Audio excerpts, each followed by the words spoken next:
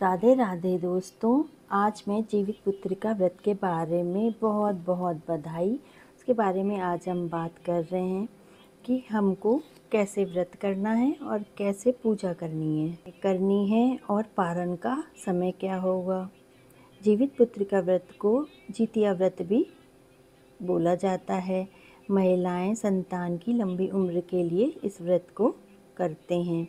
इसमें महाराज जी मूत वाहन का पूजा करते हैं। अब इसकी पूजा विधि इस प्रकार है। ये व्रत 14 सितंबर को किया जाएगा। 14 सितंबर के दिन ये पूजा हमें शाम को करना है और पूजा का मुहूर्त मैं आपको लास्ट में बताऊंगी।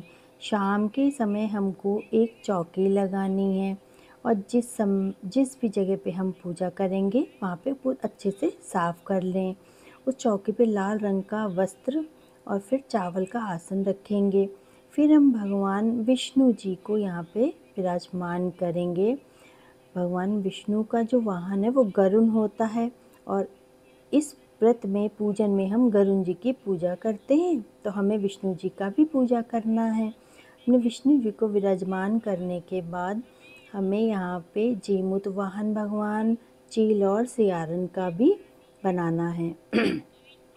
इनके लिए हम क्या करेंगे कि हम तरोई के पत्ते लेकर के वहाँ पे हम उनका आसन बनाएंगे। अगर तोरई के पत्ते नहीं मिलते हैं तो फिर आप पान के पत्ते भी रख सकते हैं। पान के पत्ते हमने 3 रख लिए। तीनों हमने अब हम जीमूत वाहन की मूर्ति बनाएंगे जो कि गरुड़ पे बैठे हुए हैं और चील और सियारन की मूर्ति बनाएंगे। सबसे पहले चील और सियारन ने ये व्रत किया था, इसलिए उनकी पूजा भी की जाती है। हमको मूर्ति बनानी है, इसलिए हमको मूर्ति बनानी है। यहाँ पर अब हम मूर्ति बनाने के लिए एक आकार मात्र में हमको मूर्तियाँ बनानी हैं। मूर्तियाँ बहुत अच्छा बनाना ज़रूरी नहीं है, ये भाव की पूजा है, तो हमको जैसे भी मूर्ति हमसे बनेगी हम वो बना सकते हैं। हम बनाएंगे मूर्ति अगर हम मूर्ति नहीं बना पाते तो हम 3 डली भी रख सकते हैं। मिट्टी के हम गोले भी बना के वहाँ पे रख सकते हैं, उनको स्थापित कर सकते हैं।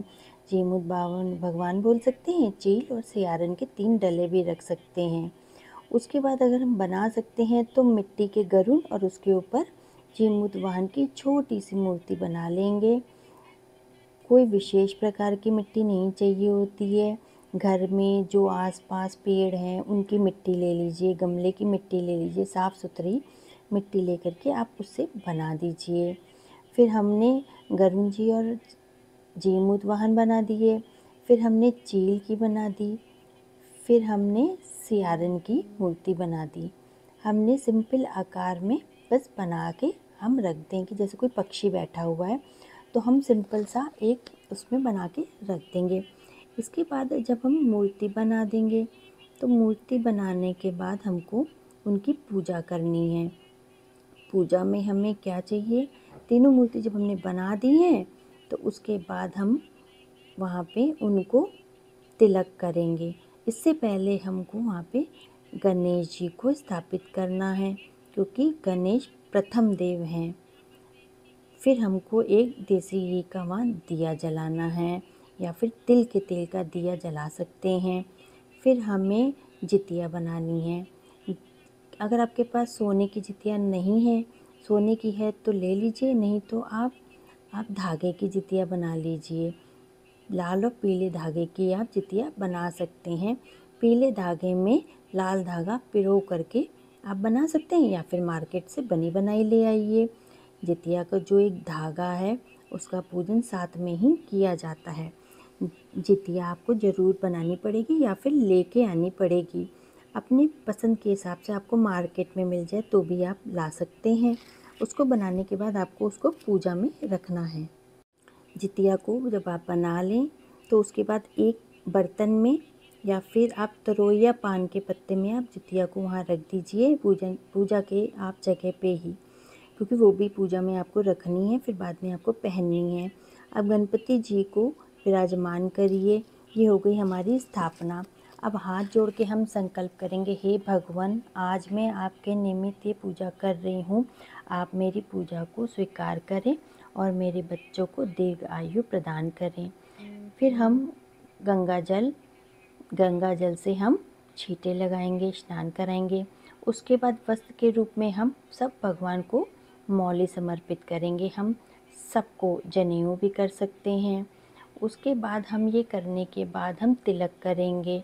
हम गणेश जी को, विष्णु भगवान को, करुण जी को और हम जीमूत वाहन, चील, सियारन सबको हम तिलक करेंगे। हम रौली से तिलक लगाएंगे और सिंदूरे से भी आप उससे भी तिलक कर सकती हैं, वो भी चढ़ा सकती हैं। जो भी चीज़ हम चढ़ाएंगे, जितिया का पूजन भी हम साथ में ही करेंगे। उसके बाद हम चावल लेंगे, अक्षत। तिलक करने के बाद हम चावल चढ़ाएंगे, सबके ऊपर अक्षत चढ़ाएंगे। उसके बाद हम पुष्प चढ़ाएंगे, पीले फूल या फिर गुलाब के फूल जो आपको मिल जाए वो आप चढ़ा दीजिए। सब जगह चढ़ाइए, आप जितिया के धागे में भी चढ़ाइएगा, वो बहुत ज़रूरी है। इसके बाद हम काले चने चढ़ाएंगे। कुछ लोगों के यहाँ पे काले चने चढ़ाते हैं, किसी के यहाँ नहीं भी चढ़ाते हैं। अगर आपके यहाँ काले चने चढ़ाते हैं तो ज़रूर चढ़ाइएगा। उसके बाद भोग समर्पित करेंगे। आटे से बनी हुई कोई भी मिठाई आप समर्पित करिए। आप गुलगुले बना लिए और मीठी पूड़े आटे की आप कर दीजिए समर्पित। फल चढ़ा दीजिए। और मिठाई नहीं बना पाते हैं अगर आप, तो बाज़ार से आप मिठाई मंगा लीजिए और वो आप भोग लगा दीजिए। भोग समर्पित सबको भगवान को करने के बाद हम 1 लोटा जल लेंगे, वो भी समर्पित करेंगे। उसके बाद हम दक्षिणा समर्पित करेंगे। उसके बाद हम कथा सुननी है। कथा सुनने के लिए हाथ में चावल, चने, फूल लेकर के आप कथा सुनिए। खाली हाथ कथा नहीं सुनते हैं, हाथ में ज़रूर कुछ न कुछ ले लीजिएगा। फूल ले लीजिएगा और कथा सुन लीजिए। जितिया व्रत की जो कथा है वो मैंने अपनी पिछली वीडियोस में डाला है, वो आप वहाँ से कथा सुन लीजिए। बहुत प्रेम पूर्वक कथा सुनने के बाद जो हमने हाथ में फल और अक्षत लिए हैं वो हम भगवान के चरणों में समर्पित कर देंगे। और जो भी अनाज के दाने हैं वो भी समर्पित कर देंगे। और थोड़े अनाज के दाने हम जल के लोटे में डाल देंगे। इस तरह से धूप बत्ती करेंगे, धूप अगरबत्ती आरती करेंगे। हम बहुत ही श्रद्धापूर्वक हम आरती करेंगे। अगर जीमूत वाहन भगवान की आरती आती है तो वो गा लीजिएगा। अगर नहीं आती है इनकी आरती तो ओम जय जगदीश हरे की आरती आप गा लीजिएगा, विष्णु जी की आरती कर लीजिएगा। बहुत प्रेम पूर्वक आरती करने के बाद हाथ जोड़ के हम पूजा में कोई भी क्षमा याचना हुई हो उसके लिए क्षमा याचना करेंगे। संतान की लंबी उम्र के लिए प्रार्थना करेंगे। इस तरह से ये पूजा हो जाएगी। पूजा करने के बाद हमें क्या करना है, हमें सीधे हाथ में थोड़ा सा जल लेना है और ये जल हम 2 बार चौकी के ऊपर से वार देंगे, हाथ जोड़ देंगे और हम अपनी पूजा को पूर्ण कर देंगे। पूजा करने के बाद जो जल का लोटा है उसको शाम के समय हम पूजा कर रहे हैं तो जल का जो लोटा है ये हम चंद्रमा को अर्घ इसी से देंगे। और अर्घ देने के बाद हम जितिया यहीं पे रखी रहेगी। शाम के समय जितिया नहीं पहनते, उसको चौकी पे ही पड़ा रहने दीजिए। अगले दिन सवेरे जब हम व्रत का पारण करेंगे तो हम जितिया को पहन लेंगे। जितिया को चौकी पे ही रख दीजिए। और उसके बाद जो भोग प्रसाद है, जो भी चढ़ाया है हमने भोग प्रसाद, घर के सभी सदस्यों में हम बांट देंगे। उसके बाद दक्षिणा जो होती है, दक्षिणा हम अगले दिन जब हम चौकी उठाएंगे तो इस दक्षिणा को हम दान कर देंगे। और इस तरीके से दान पेटी में भी डाल सकते हैं या फिर किसी कन्या को भी दे सकते हैं। अब हमें जीवित पुत्र का व्रत का पूजन करना है। जीवित पुत्र का व्रत का पूजन शाम को किया जाता है। शाम को आप 4 बजे के बाद अंधेरा होने तक कभी भी कर सकते हैं। अंधेरा होने से पहले ही पूजन करना होता है। याद कि बहुत ज़्यादा देर नहीं करनी है, मतलब कि हमको 6:30 से पहले कर सकते हैं आप। 4 से 6:30 तक हम पूजा कर सकते हैं। व्रत की जो पूजा है 14 सितंबर को शाम को 4 बजे से अंधेरा होने से पहले 6:30 या 7 बजे तक आप कर लीजिएगा।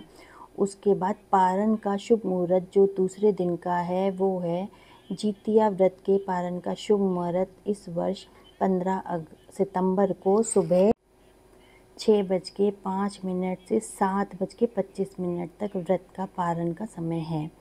देखिए व्रत का जो पारण है उसका जो मुहूर्त है वो बहुत विशेष होता है। इस प्रकार से आप 15 सितंबर को 6:05 से 7:25 तक पारण कर दीजिएगा। तो फ्रेंड्स ये है जीवित पुत्र का व्रत की बहुत ही सरल विधि जिसको कि आप आसानी से घर पे कर सकते हैं। कलश की स्थापना भी कर सकते हैं। सरल विधि से आप पूजा करिए। जय हो।